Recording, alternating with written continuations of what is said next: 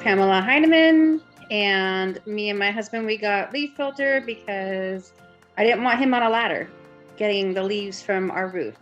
So I found LeafFilter on Facebook.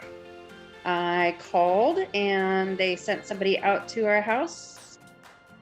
Appointment time was great, and he walked around our property and told us what we were looking at, and then he made an appointment for someone to come out, and it took a day.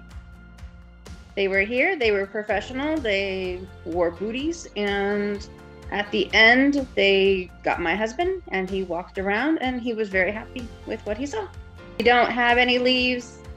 Animals can't get in, which is great because we live out in the country. We're in California, and I don't want birds in my gutters. So having the LeafFilter really helps with the birds because we had it before. Otherwise, I'm very happy with the product, and my husband doesn't have to get on the roof.